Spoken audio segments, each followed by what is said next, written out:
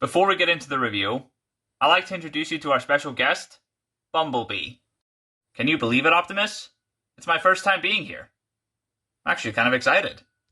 I know, and I'm very proud of you, Bumblebee. Anyways, let's get on with the review, shall we? I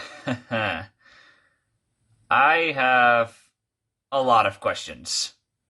Not to be selfish or anything, but I am just surprised that anyone could make a Transformers show without me as the main character, or the leader of the Autobots. I still did a good job, though. Right, Optimus? Well, you did have a lot to learn, but you did your best, and for that, I am proud of you. On the bright side, you did appear in this show as a supporting character. And even better, Peter Cullen came back to reprise his role. That is true. So, this show apparently takes place after the events of Transformers Prime, except they changed their animation style for some reason, where instead of making it 3D, they made it like 3D, but also 2D at the same time.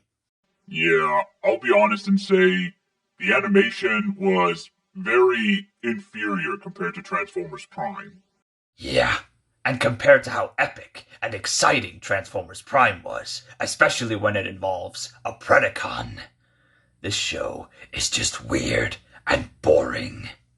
So, after the events of the Transformers Prime movie, Predacons Rising, Optimus Prime, who is now dead, or at least they thought he was dead, but he's not, he sent Bumblebee on a new journey on Earth.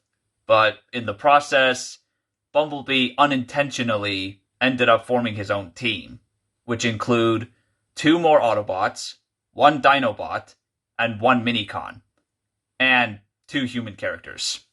And the 2 Autobots are Sideswipe and Strongarm, whoever she is. The Dinobot is Grimlock, and the Minicon is Fix-It. Who the heck is Fix-It? Well, from what I understand, he's one of those security robots who is programmed to imprison certain other robots. But this one basically lost his memories. Well, damaged them, mostly. So, apparently in this version, Sideswipe used to be a criminal before he became a team member. And Strongarm, she is an Autobot trainee who started off as Bumblebee's sidekick. And she and Sideswipe, they're basically rivals in this show because throughout most of the show, they are always at each other's throats.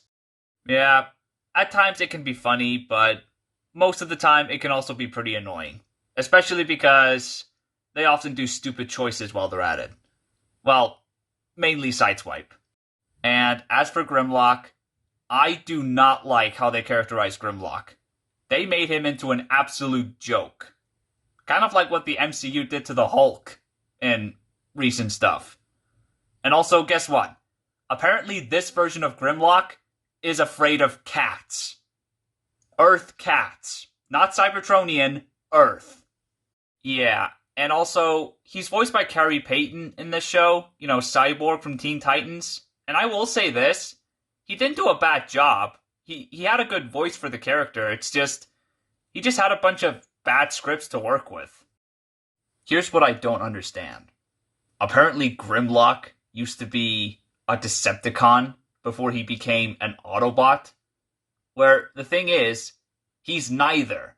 He's a Dinobot. Those are 3 different robots. Yeah, like, not all the Transformers characters are Autobots or Decepticons, you know?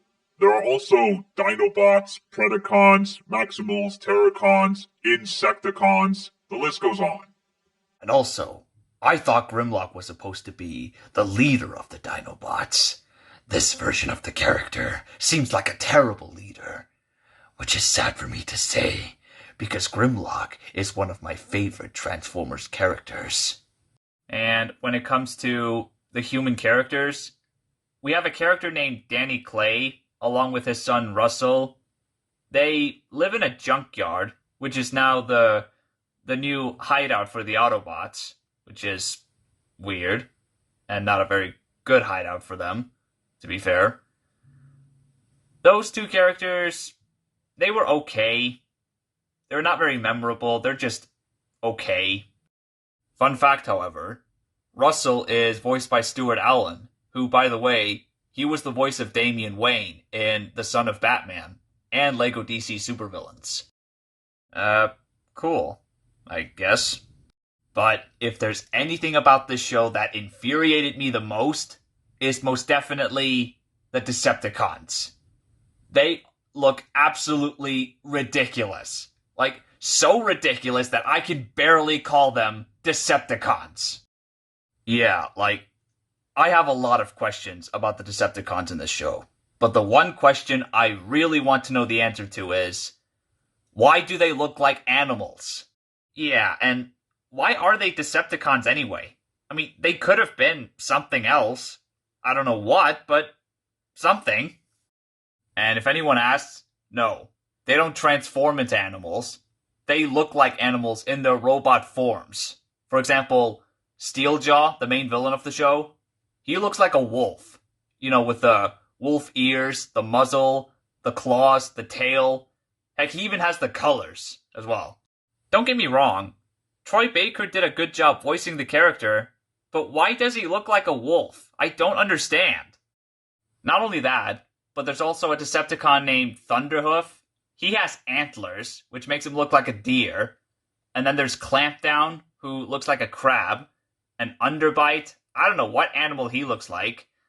And then we have Decepticons who look like animals like a shark, a snake, a buffalo, a frog, an octopus.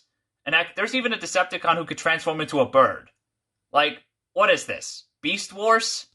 The only Decepticon who didn't look like an animal was Fracture. And I don't even know who that character is. As a matter of fact, I don't know any of the Decepticons in this show.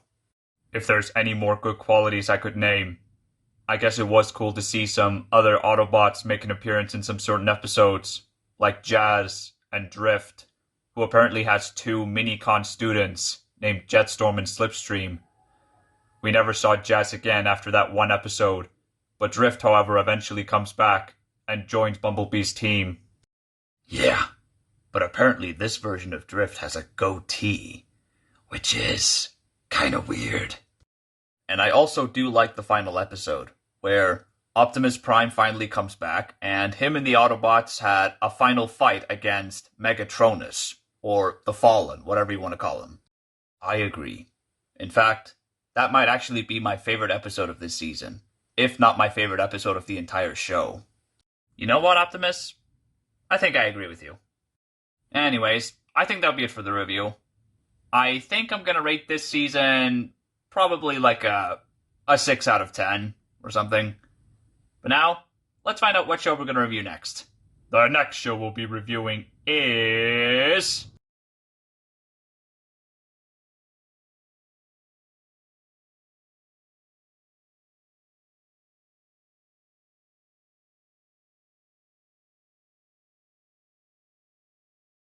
Teenage Mutant Ninja Turtles from 2012, Season 2.